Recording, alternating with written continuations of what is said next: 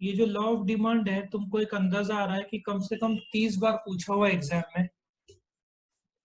तो जब भी हम लॉ ऑफ डिमांड की बात करते हैं, कोई भी लॉ ऑफ डिमांड छोड़ दो, इकोनॉमिक्स में बहुत सारे लॉज है। Law of demand, law of supply, law of diminishing marginal utility, ये तीनों लॉज तुमको इस टाइम है एग्जाम में। फिर law of equi marginal utility होता है, लॉ ऑफ वेरिएबल प्रोपोर्शन है जो तुमको सिलेबस में नहीं है। बट जब भी कोई लॉ अटेम्प्ट करना रहता है तुमको, तो तुमको ये 7 चीजें लिखना है। Technically first, second, third, fourth और फिफ्थ जो है ये लॉ ऑफ डिमांड है। एग्जाम में पहले 5 के बाद में छठवां एजम्पशन, और या तो फिर they will say explain law of demand with assumption, या explain law of demand with exception, या explain law of demand with assumption and exception दोनों, बट वो रेयरली पूछते हैं। सो कभी भी कोई लॉ लिखना है इकोनॉमिक्स में, ये 7 चीजें तुमको लिखना जरूरी है। अब ये 7 पॉइंट्स लर्न करने के लिए हमने एक स्टोरी बनाया है और फिर हम एक एक करके मूवमेंट देंगे। नाउ ये स्टोरी है, शादी का फंक्शन, मैंने एक स्टोरी बनाया हुआ है। जैसे कि इंट्रोडक्शन, बोलते ना लड़की देखने वाले आते हैं तुमको, जो भी होगा जिसको भी देखने आया है, सो एक दूसरे का इंट्रोडक्शन होता है शादी के लिए, ठीक है। और फिर if you check out, decide होता है कि शादी हिंदू लॉ के मुताबिक होगी, यदि दोनों हिंदू है तो। लॉ पहला क्या है, हस्बैंड वाइफ का या होने वाले हस्बैंड वाइफ का इंट्रोडक्शन होता है। डिसाइड हो जाता है कि शादी कर दी है, लॉ हिंदू लॉ के मुताबिक शादी करनी है। और फिर डिसाइड होता है कि फंक्शन होगा 3 फरवरी से, मतलब ऐसा एज्यूम किया कि जैसे कि एग्जाम 5 या 6 फरवरी को है, ठीक है। शादी का फंक्शन 3 फरवरी से शुरू होगा। शादी का शेड्यूल 4 दिन, मतलब ऐसा सोचो 8 तारीख को शादी है, 3, 4, 5, 6, 7 सब, जिसमें संगीत, मेहंदी शेड्यूल होगा। फिर इस बार मेहंदी, जो दुल्हन है वो बोलती है मेरे हाथों में जो मेहंदी है ये इस प्रकार से लगेगी, ठीक है।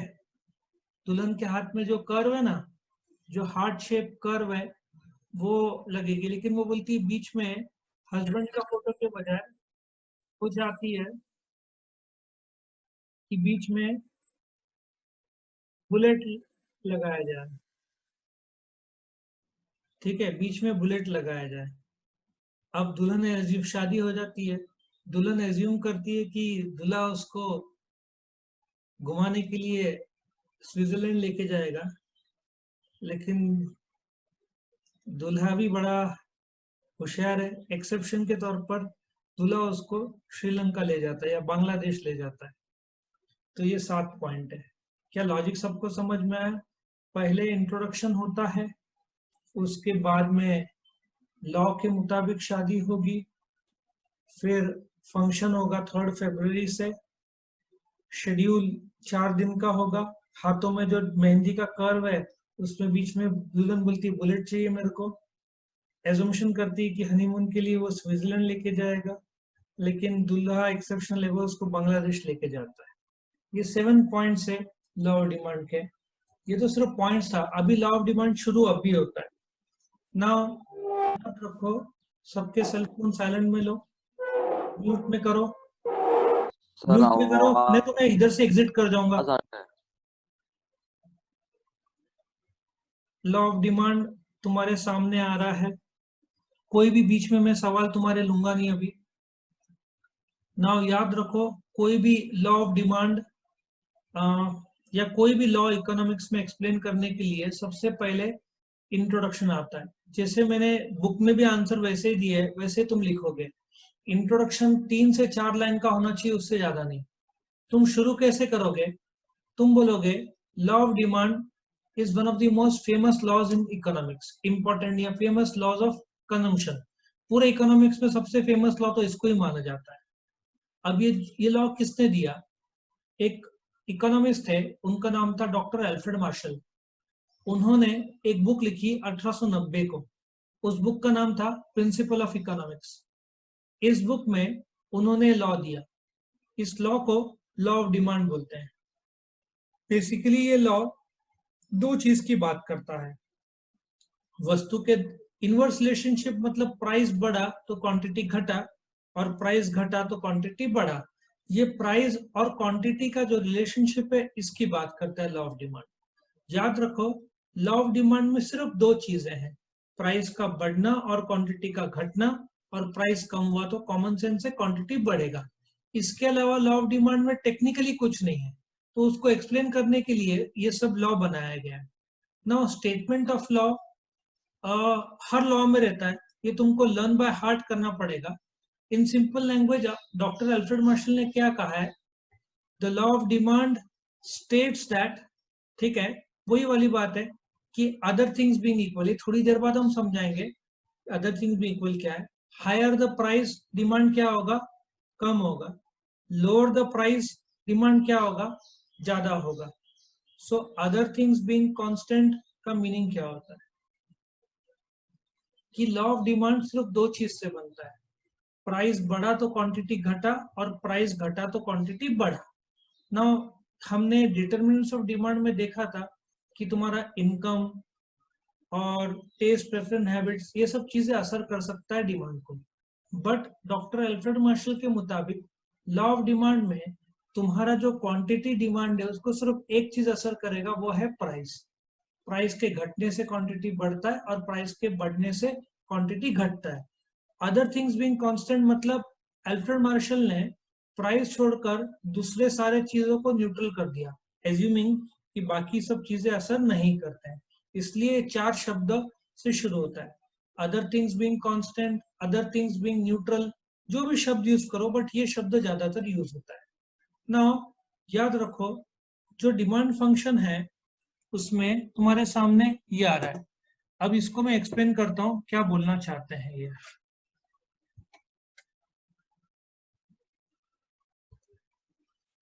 नाउ ये जो डिमांड फॉर कमोडिटी एक्स है, ठीक है, ये क्वांटिटी हुआ। अभी लॉ ऑफ डिमांड में मैंने बताया था दो ही वेरिएबल्स है, एक प्राइस और एक क्वांटिटी। नाउ पहले प्राइस में बदलाव होगा नंबर 1, उसके बाद क्वांटिटी में बदलाव होगा। सो ये जो प्राइस है ये इंडिपेंडेंट वेरिएबल है। मतलब इसका मीनिंग ये होता है कि demand for commodity x is a function of price of commodity x. इसको रीड करते हैं कि demand for commodity x is a function of price of commodity x. मतलब ये बदला, ठीक है, ये बदला तो ये बदलेगा। सो टेक्निकली ये जो x है ये डिपेंडेंट वेरिएबल है, मतलब ये खुद से बदलता नहीं है। डिपेंडेंट वेरिएबल कौन सा डिपेंडेंट है? Commodity x. सो याद रखो, क्वांटिटी हमेशा डिपेंडेंट रहता है, प्राइस नहीं बदला तो क्वांटिटी भी बदलेगा नहीं। सो इंडिपेंडेंट क्या है? प्राइस। जब प्राइस बदलता है तो क्वांटिटी बदलता है, इसको हम डिमांड फंक्शन बोलेंगे। डिमांड फंक्शन क्या बोलता है? That demand for commodity x is a function of price of commodity x. क्या सबको समझ में आया यहाँ तक? यस और नो? जो लेट है उनका मैं कुछ नहीं कर सकता, लेकिन बाकी लोग जो भी है उनको यहाँ तक समझ में आया? ABC। नाउ हम हाँ सर। डिमांड शेड्यूल में आते हैं। नाउ नेक्स्ट जो कंसेप्ट है वो, उसको हम डिमांड शेड्यूल बोलेंगे। नाउ ये डिमांड शेड्यूल क्या होता है तुम्हारे सामने हम प्रेजेंट कर रहे हैं। ऑलरेडी पहले डिटरमिनेंट्स डिमांड के एक्सप्लेनेशन के टाइम में मैंने बताया था, अभी इसको और डिटेल फॉर्म में तुमको बताया जा रहा है। तुम्हारे सामने देखो डिमांड शेड्यूल आ रहा है। पहले प्राइस से शुरुआत होता है क्योंकि प्राइस बदलता है, फिर क्वांटिटी बदलता है।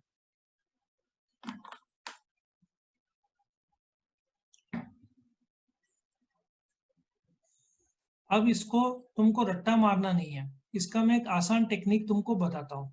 पहले डिमांड शेड्यूल का मीनिंग बोलो। डिमांड शेड्यूल क्या है? Demand schedule is a tabular statement, मतलब टेबल है। Demand schedule is a tabular statement which shows relationship between the price and quantity demanded. समझ में आया? दो वेरिएबल्स प्राइस और क्वांटिटी डिमांडेड, पहला नंबर का पॉइंट होगा कि demand schedule is a tabular statement which shows relationship between the price and quantity demanded. Number 2 point, when the price is 5 quantity demanded is 10, when the price is 1 quantity demanded is 50. This shows that when the price falls quantity rises. 4 line का तुम्हारा explanation होगा. आया समझ में? तुम्हारे मन में आ रहा है इतना कम क्यों? क्योंकि already introduction, statement of law, तुम्हारा फंक्शन, शेड्यूल आ चुका है, फिर कर्व आएगा. सो इसको ज्यादा डिटेल एक्सप्लेनेशन नहीं करना है, 4 लाइन में बैठेगा. Demand schedule is a tabular statement which shows relationship between the price of commodity and the quantity demanded. When the price is 5, quantity demanded is 10. When the price is 1, quantity rises to 50. This shows that when the price falls, quantity rises. इसके बाद तुम्हारा next concept आएगा demand curve. Now demand curve हमने already कर लिया है. तुम्हारा जो एक्सपेंशन ऑफ डिमांड का जो ड्राइंग था वो इधर लागू होगा. देखो तुम्हारे सामने ये आ रहा है. मैंने क्या बताया था? एक्स एक्सिस, ओ और वाई एक्सिस, बराबर है. ये तुम्हारे सामने ये ऑलरेडी आया था, तो इसका ही हम डिटेल स्टडी अभी ले रहे हैं. नाउ ये रहा तुम्हारा एक्स एक्सिस तुम्हारे सामने आ रहा है और तुम्हारे सामने आ रहा है वाई एक्सिस, करेक्ट. अभी इसका तुम नाम डालोगे, यहाँ पे x, यहाँ पे 0 और यहाँ पे y. x एक्सिस को तुम क्या बोलोगे? Quantity demanded. y एक्सिस को तुम क्या बोलोगे? प्राइस. आया समझ में? सो तुम्हारे पहले 4 पॉइंट तो इतने में ही हो गए. अब तुम बोलोगे कैसे? Number 1, demand curve is a graph, मतलब ये जो शेड्यूल है उसका ग्राफिकल रूपांतर को डिमांड कर्व बोलते हैं. Number 1, demand curve is a graphical representation of the demand schedule. Graph form of schedule है, बराबर है. Number 1. Number 2, on the X axis quantity demanded is given. Number 3, on the Y axis price is given. Number 4, O is a point of origin. 4 point तुमने ऐसे बना लिए. अब उसके बाद क्या बोलोगे? देखो, जब प्राइस 5 है तो क्वांटिटी डिमांडेड 10 है. तुम्हारे सामने आ रहा है. जब प्राइस 4 है तो क्वांटिटी डिमांडेड बढ़ के 20 हो रहा है. जब प्राइस 3 है तो क्वांटिटी बढ़ के 30 की तरफ आ रहा है. जैसे देखो प्राइस घट रहा है वैसे क्वांटिटी बढ़ते जा रहा है. जब प्राइस 2 है तुम्हारा क्वांटिटी 40 हो गया है. और आखिर में जब प्राइस 1 होगा तो तुम्हारा क्वांटिटी बढ़ के 50 हो जाएगा. अब ये 5 का 5 रुपया है, 10 क्वांटिटी एक्सप्लेन करने की जरूरत नहीं, शेड्यूल में तुमने कर लिया. तुम्हारे पहले 4 पॉइंट क्या थे? Demand curve is a graphical representation of the demand schedule. On the x-axis, quantity demanded is given. On the y-axis, price is given. O is a point of origin. अब तुम्हारा नेक्स्ट पॉइंट आएगा, ये DD curve बोलेंगे इसको, demand curve. DD is a demand curve which goes downwards from the left to the right. ठीक है, ऐसे तुम्हारा ये पॉइंट नंबर 5 होगा. DD is a demand curve which goes downwards from the left to the right. उसके बाद छठवां point बोलेंगे, ये जो तुम्हारा प्राइस है और क्वांटिटी है, the relationship between price and quantity demanded is inverse. Opposite है ना, ये घट रहा है तो ये बढ़ रहा है, ऑपोजिट हुआ. तो the relationship between price and quantity demanded is inverse. और आखिर का पॉइंट होगा, ये इसको स्लोप बोलते हैं. घसरगुंडी जो नीचे की तरफ आ रहा है इसको नेगेटिव स्लोप बोलते हैं. जब ये घटता है और ये बढ़ता है तो इसको नेगेटिव स्लोप बोलते हैं. The slope of the demand curve is negative. इस प्रकार से तुम्हारा 7 पॉइंट का आंसर होगा. पहला, demand curve is a graphical representation of the demand schedule. दूसरा, on the X axis quantity demanded is given. तीसरा, on the Y axis price is given. चौथा, O is a point of origin. ठीक है, उसके बाद DD क्या है? DD is a demand curve which goes downwards from the left to the right. उसके बाद तुम्हारा छठवा, the relationship between price and quantity demanded is inverse. सातवां, the slope of the demand curve is negative. इस प्रकार से 7 point देने, इसके ऊपर कुछ देने की जरूरत नहीं है, तुमको फुल मार्क्स मिल जाएगा. याद रखो, 4 मार्क का लॉ ऑफ डिमांड पूछा तो तुम्हारा यहाँ पे खत्म होता है. Introduction, statement of law, demand function, demand schedule और डिमांड कर्व. 4 मार्क का आया या 5 मार्क का आया तो तुम्हारा यहाँ पे लॉ ऑफ डिमांड खत्म होता है. नाउ लॉ ऑफ डिमांड के अलावा यदि ये क्वेश्चन 8 से 10 मार्क का आएगा यदि, तो वो लोग क्या करेंगे, explain law of demand with assumption या explain law of demand with exception पूछेंगे, ठीक है। सो अभी हम क्या कर रहे हैं, एजम्पशन। अब इसको एजम्पशन क्यों बनाना पड़ा और क्या है एजम्पशन वो देखते हैं। नाउ तुम्हारे नोट्स में आ रहा है ये कितने एजम्पशंस मैंने दिए हुए हैं, तुम्हारे सामने 11 होने चाहिए। नाउ ये एजम्पशंस क्या है, तुमने नोट किया होगा लॉ ऑफ डिमांड 4 शब्दों से शुरू हुआ था, अदर थिंग्स बीइंग इक्वल। इसका मतलब ये था कि डिमांड को, जो क्वांटिटी डिमांड है उसको सिर्फ प्राइस असर करता है और बाकी चीजें नहीं। बाकी चीजें जो असर कर सकती है तुम्हारे सामने है, quality, income, taste, fashion, substitute, expectation about future price. So ये चीजें तुम्हारे क्वांटिटी डिमांड को असर कर सकती है, but under the law of demand ये असर नहीं करेगी, क्योंकि इसको एज्यूम किया गया है कि न्यूट्रल है, मतलब ये बदलेगा नहीं, जैसा है वैसे ही रहेगा। सिर्फ एक चीज जो बदलेगा, वो क्या बदलेगा, वो है प्राइस, बाकी चीजें बदलेगा नहीं, ठीक है। सो इस प्रकार से ये तुम्हारा एजम्पशन है, ठीक है ना। तो अब इसको मैं एक बार फाइनल सेट कर दूं तो ये बैठ जाएगा, ठीक है। अभी क्या करते हैं, ये होने के बाद में तुम बोलोगे इसको एक्सप्लेन क्यों नहीं किया 2 मिनट में, और ये तुम्हारा 2 मिनट में लर्न हो जाएगा। याद है हमने डिटरमिनेंट्स ऑफ डिमांड किया था, मैकडॉनल्ड्स की स्टोरी बताया था, price, quality, income, taste. Now मैंने आइडिया क्या लगाया, मैंने एजम्पशन में सेम पॉइंट्स लगाए। पहला पॉइंट क्यों हटेगा, क्योंकि प्राइस तो बदलता है लॉ ऑफ डिमांड में, बाकी 2 से लेकर 12 तक बदलता नहीं है, इसलिए तुम देखो प्राइस को मैंने हटा दिया है क्योंकि प्राइस बदलता है। बाकी सेकंड से 12 जो पॉइंट्स है, इधर सेकंड फर्स्ट टू 11 हो जाएंगे। मींस तुम्हारा मैकडॉनल्ड्स का स्टोरी क्या था, तुम मैकडॉनल्ड जाते हो, पूछते हो प्राइस, वो बोलते हैं हमारा क्वालिटी बहुत अच्छा, तुम बोलते हैं हमारा इनकम है, वो पूछते हैं कि आपका टेस्ट वेज है कि नॉन वेज है, स्टोरी याद होगा। तो वही स्टोरी इधर लागू कर दिया है, सिर्फ एक पॉइंट को हटाना पड़ा मुझे, प्राइस, क्योंकि लॉ ऑफ डिमांड प्राइस के बदलाव की वजह से बनता है। तो ये जो एजम्पशंस है, नो नो चेंज इन, ये आएगा। हाँ यस कनिष्क, क्या पूछना है। सर वो assumption का सब 9 पॉइंट नहीं है सर बुक में। तुम्हारे यूनिवर्सिटी का बुक मैंने यूज किया ही नहीं है, ये मेरे नोट्स ही पूरे यूज किए लॉ ऑफ डिमांड के, तो तुम यूनिवर्सिटी को बाईपास कर सकते हो, क्योंकि पॉइंट्स लगभग नियर अबाउट सेम है। तुमको डिटरमिनेंट्स ऑफ डिमांड 12 है, तुम चाहो तो मैं 50 तुमको बना के दे सकता हूँ। Excuse me sir. हाँ सर वो नोट्स में सिर्फ 10 पॉइंट्स दिए हुए हैं, ये कंपोजिशन ऑफ पॉपुलेशन नहीं दिया हुआ, वो भी असम्पशन के डाल दो, no change in the composition of population भी डाल दो, कोई प्रॉब्लम नहीं है, उसमें कोई प्रॉब्लम नहीं है, तुम नो चेंज डालो तो भी चलेगा, समझ में आया। नो चेंज इन पॉपुलेशन है तो नो चेंज इन कंपोजिशन भी डाल दो, उसमें कोई प्रॉब्लम नहीं। सिर्फ इसमें प्राइस भी नहीं डालना, क्योंकि लॉ ऑफ डिमांड प्राइस के बदलाव की वजह से बनता है, बाकी सब चीजों को न्यूट्रल कर दिया। तुम नेचुरल फैक्टर्स डालो तो भी चलेगा, बट नो चेंज डालना, क्योंकि बाकी सब चीजें जिसकी वजह से डिमांड को असर होता है वो न्यूट्रल कर दिया जाता है, उस न्यूट्रल को एजम्पशन बोलते हैं, और ये तुम्हारे सामने एजम्पशन है। लॉजिक समझ में आया तुमको, यस और नो। Yes sir. ठीक है, तो हम आखिरी पॉइंट में पहुंचते हैं, जो कि तुम्हारा एक्सेप्शन है, exception to the law of demand है। नो तुम्हारे सामने exception to the law of demand का ग्राफ बन रहा है। नो इकोनॉमिक्स में कोई भी लॉ में तुमको एक्सेप्शन मिलेगा, क्योंकि हम इकोनॉमिक्स एक सोशल साइंस है, वो वक्त के साथ साथ बदलते जाता है। इसका मीनिंग यह है कि कुछ ऐसे चीजें हैं जो लॉ ऑफ डिमांड को, जो कायदा है कि प्राइस घटा क्वांटिटी बढ़ा। तुम्हारा सेलफोन म्यूट में करो।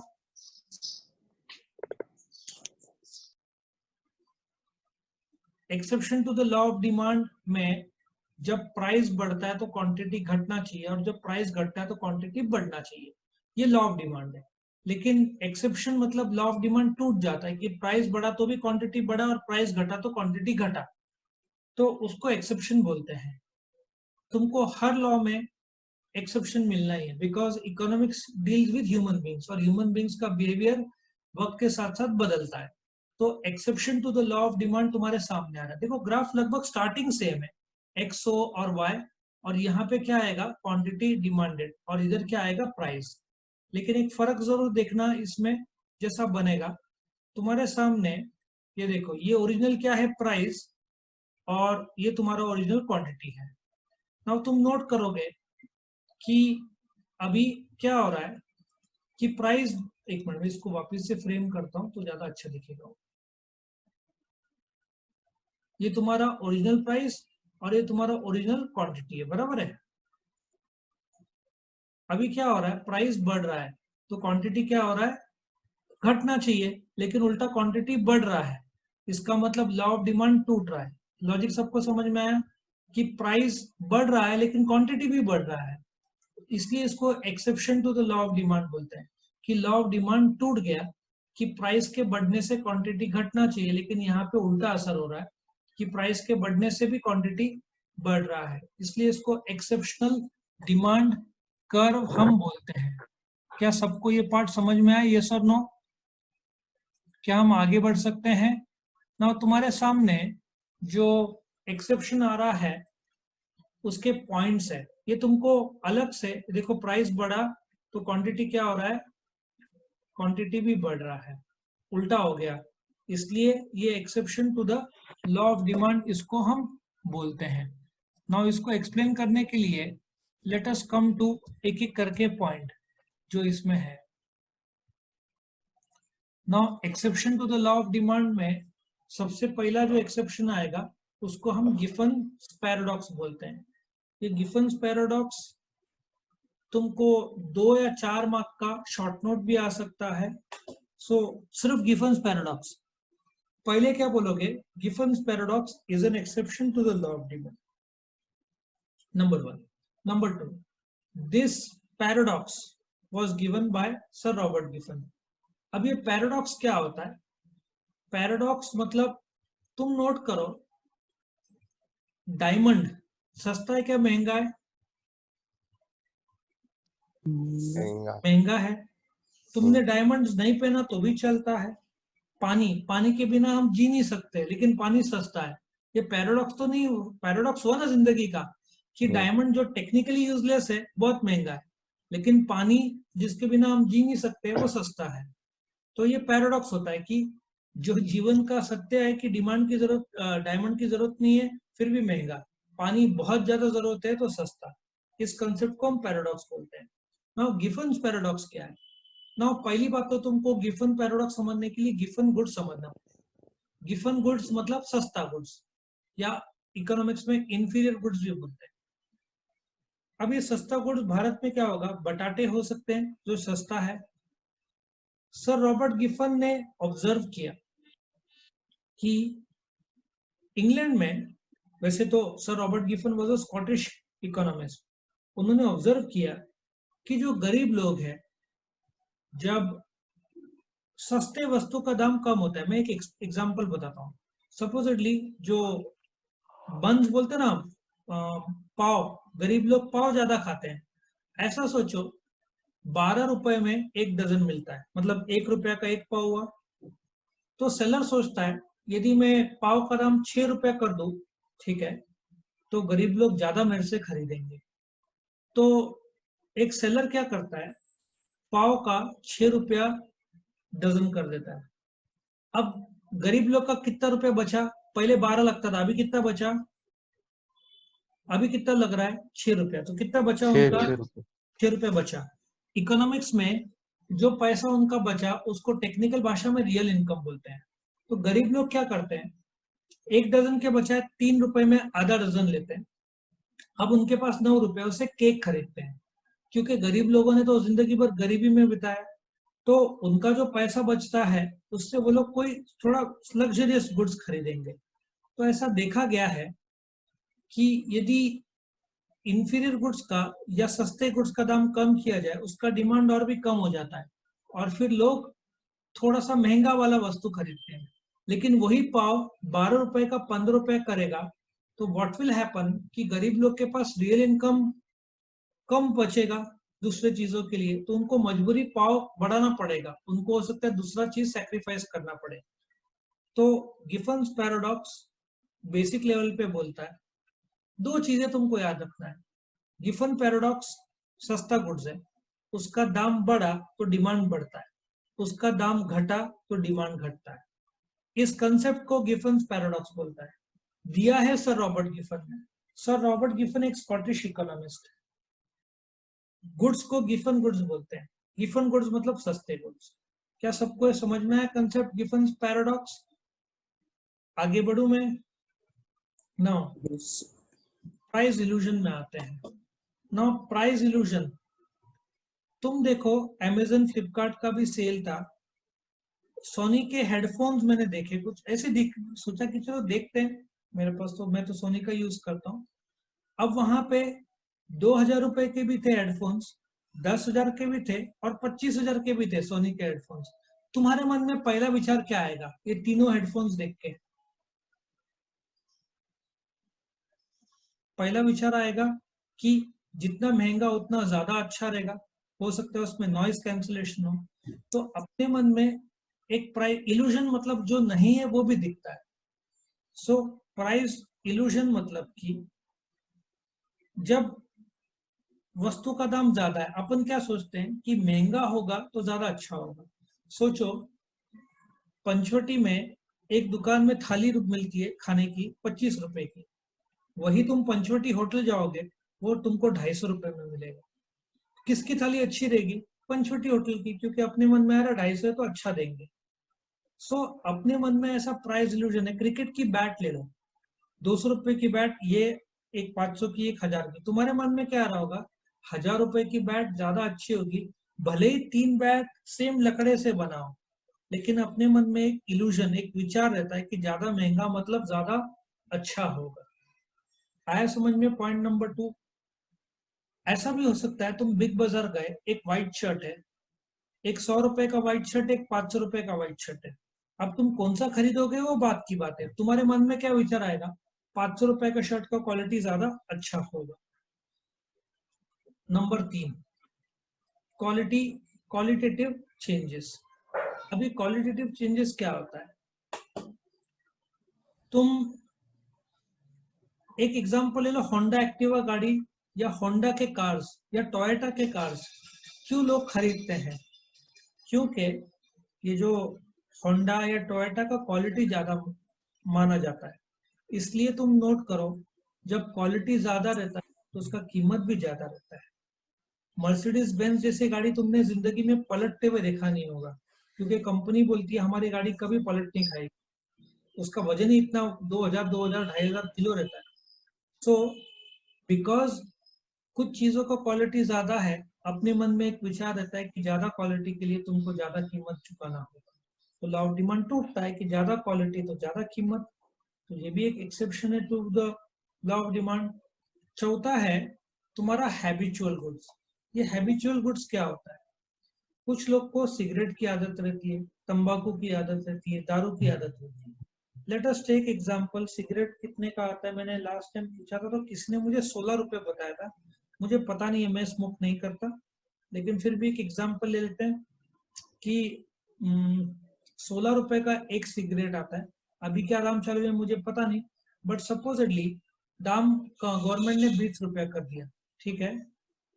तो क्या लोग इसको सिगरेट को स्मोक करना बंद करेंगे? द आंसर इज नो, क्योंकि आदत है गुड्स का। तो 16 रुपए का मिले या 20 रुपए का मिले, लोग खरीदते ही है। सो कुछ हैबिचुअल गुड्स है, तंबाकू, सिगरेट, लोग को बोलते ना इच्छा होता है, तो उसका कीमत ज्यादा भी हो तो भी लोग खरीदते हैं। तो ये भी law, exception to the law of demand होता है, क्योंकि लोग ज्यादा खरीदते हैं। दूसरा, तुम्हारा किसी का म्यूट तुमको समझता नहीं है कि म्यूट करना, मैं बोल रहा हूँ म्यूट करने, सिर्फ पूछा जाए तब अनम्यूट करके जवाब दो, तुरंत म्यूट करो ना, ताकि मुझे डिस्टर्ब ना हो इधर। Next, complementary goods.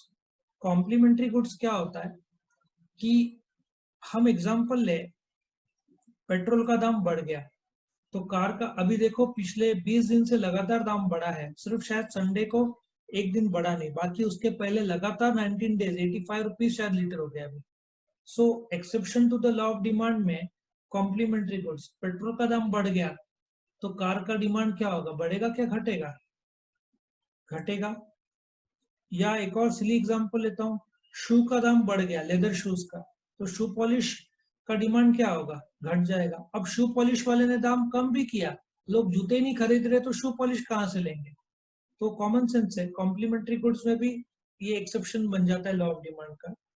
फिर next is expectancy of future changes in तुम्हारा prices. Let us take one example. Supposedly तुमको आईफोन खरीदना है, मुझे लगता है सितंबर में लॉन्चिंग होता है आईफोन का हमेशा ना, अभी चल रहा है जून, जुलाई तो आ गया 2 दिन में। सो तुमको पता है आईफोन 12 आ जाना चाहिए। आईफोन 11 का जो दाम है 2 महीने बाद गिरना ही है। सो तुमको जब पता है कि 2 महीने बाद दाम गिरेगा, सपोजिटली अभी प्राइस है 1 लाख रुपीज, एक एग्जाम्पल लिया, 2 महीने बाद हो जाएगा 85 to 90,000 रुपीज, 10,000 रुपए तुम्हारा सेव होता है। तो तुम क्या करोगे, डिले कर दोगे। सो जब तुमको भविष्य का पता है दाम गिरने वाला है तो तुम अपना बाइंग डिले कर दोगे। लेकिन तुमको पता है, अब पाकिस्तान में क्या हुआ था, कल या परसों की बात है, अभी पेट्रोल के दाम इंडिया में हर रोज बदले जाते हैं, पाकिस्तान में महीने में एक बार बदले जाते हैं। तो उनका कुछ 75 रुपीज था और उन्होंने, गवर्नमेंट ने बोला था हमारा एशिया में सबसे सस्ता मिलता है पेट्रोल, ऐसे डिंगे मारे थे। परसों डायरेक्टली 75 का उन्होंने 110 कुछ कर दिया, 25 या 35 रुपए बढ़ा दिया, पूरा पाकिस्तान का बैंड बजा दिया उन्होंने। सोचो 75 रुपीज का आई थिंक 25 या 35 रुपीज डायरेक्टली एक साथ बढ़ा दिया। तो दाम हमेशा मिडनाइट से बदलता है। तो जब लोगों को पता चला कि 25 रुपीज बढ़ा दिया, तो तुम सोचो किलोमीटर के किलोमीटर लंबे लाइन लग गए पेट्रोल पंप में, क्योंकि लोगों को जब पता था कि अभी सपोजिटली 75 में मिल रहा है, आज रात को 100 रुपए में मिलेगा, तो लोगों ने क्या किया, टैंक फुल कराना शुरू किया। इंडिया में भी पहले ऐसे ही होता था, जब मंथली रिवीजन एक बार होता था, अभी तो हर रोज होता है, तो लोगों को भी आदत हो गई, तो अभी लाइन लगता भी नहीं है, लोगों को ख्याल में भी नहीं आता क्या प्राइस बदल रहा है। सो इफ तुमको लगता है प्राइस बढ़ने वाला है भविष्य में, तो तुम आज खरीदोगे भले ही दाम ज्यादा है आज, और लगता है भविष्य में दाम घटने वाला है, तो तुम अपना बाइंग डिले करोगे भले आज दाम दिखने वाला है। तो इसको expectation of future changes in price बोलते हैं। इसके बाद इग्नोरेंस। नाउ ये इग्नोरेंस क्या होता है, आज से जब मैं अमेज़न ये सब में इतना इन्वॉल्व नहीं था या खरीदता नहीं था, मैंने दिलीप कुमार की ऑटोबायोग्राफी दुकान में गया, उसने मुझे शायद 800 रुपीज मेरे से चार्ज लिया था। मैंने बोला ठीक है दे दो ऑटोबायोग्राफीज। फिर मैं जब आया घर पे तो मुझे एक स्टूडेंट ने बोला सर आपने अमेज़न में चेक किया कि नहीं, मैंने बोला उतना ही होगा दाम, पता नहीं।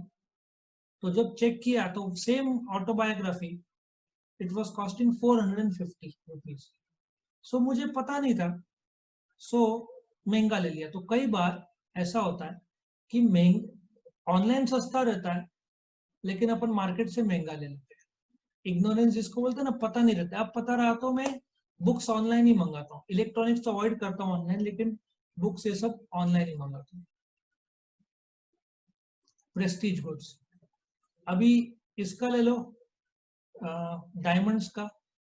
डायमंड्स क्यों महंगा है, क्योंकि तुमने पहना तो लोगों को दिखाने को मिलता है कि हाँ डायमंड पहना है। या लोग मर्सिडीज बेंज या BMW या रोल्स रॉयस में क्यों लेते हैं, यदि BMW या मर्सिडीज का दाम 5 लाख रुपए की कार मिलना ले जाए तो उनका क्या इज्जत रह जाए। देयरफॉर आई विल से कि बिकॉज वो प्रेस्टीज और महंगे हैं और हाई क्वालिटी है, उनका दाम ज्यादा है। सो प्रेस्टीज गुड सस्ते होते तो अमीर लोग ने नहीं खरीदा होता, क्योंकि वो दिखाने का उसमें कुछ मिलता ही नहीं। BMW हर कोई नहीं खरीद सकता, इसलिए अमीर लोग खरीदते हैं, क्योंकि एक प्रकार का उसमें स्नॉब अपील बोलते हैं। स्नॉब अपील मतलब दिखावा, दिखाने की ताकत, क्षमता, तो उसको हम प्रेस्टीज गुड्स बोलेंगे। तो आखिरी पॉइंट है स्पेकुलेशन। स्पेकुलेशन में क्या होता है, शेयर बाजार में खास करके ले लो, अभी मार्केट इतना डाउन चल रहा है ओवरऑल मार्केट, लेकिन शेयर बाजार अभी भी अपना काफी ऊपर है, आज तो शायद गिरना चाहिए। तो स्पेकुलेशन में क्या होता है कि शेयर बाजार बढ़ रहा है, शेयर के दाम महंगे हो गए, फिर भी लोग खरीदते हैं। रिलायंस का एग्जांपल ले लो, आज शायद 1700-1800 रुपए में पहुंच गया था, फिर भी लोग खरीद रहे थे कि भाई 2000 होगा। 3 महीने पहले उसका दाम 700-750 रुपए में आ गया था। सोचो 3 महीने में वो 1700-1800 रुपए हो गया। इसका मतलब क्या है, जब लोग सट्टा करते हैं शेयर बाजार में तो ऑलरेडी बढ़ा हुआ दाम है शेयर्स का, तो और भी खरीदते हैं, ऐसा एज्यूम करेंगे कि शेयर का दाम और बढ़ेगा, तो ये एक्सेप्शन बन जाता है to the law of demand. क्या लॉजिक समझ में आया तुमको? अभी इसको स्टोरी करने का मैंने एक टेक्निक बिल्डअप किया है, आई होप तुमको पसंद आएगा। तुम्हारे सामने मैं प्रेजेंट कर रहा हूँ। गिफन ने मैकडॉनल्ड्स में पार्टी दिया क्योंकि उसने आईपीएस एग्जाम पास किया। अब तुम्हारे मन में आ रहा होगा कि बाकी के पॉइंट्स कहाँ गए। तुमको याद है तुम मैकडॉनल्ड जाते हो, क्या पूछते हो? प्राइस। वो बोलता है हमारा क्वालिटी बहुत अच्छा है। फिर वो पूछते हैं आपका टेस्ट प्रेफरेंस हैबिट्स क्या है। फिर तुम बोलते हो सब्स्टिट्यूट के बजाय कॉम्प्लीमेंट्री फुकटा है, और फिर तुम पार्सल लेके जाते हो। मतलब सेकंड 2 3 4 5 6 अपना जो मैकडॉनल्ड्स का स्टोरी है वो पॉइंट को कनेक्ट करता है।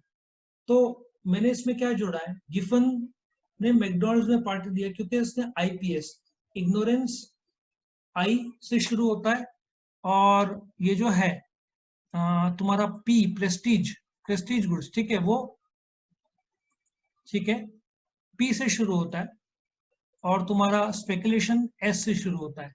इससे तुमको याद रखना थोड़ा सा आसान रहेगा। वीडियो पसंद आया तो लाइक कीजिए, अपने फ्रेंड्स के साथ शेयर कीजिए, उनका भी फायदा हो, और चैनल को सब्सक्राइब कीजिए। Thank you.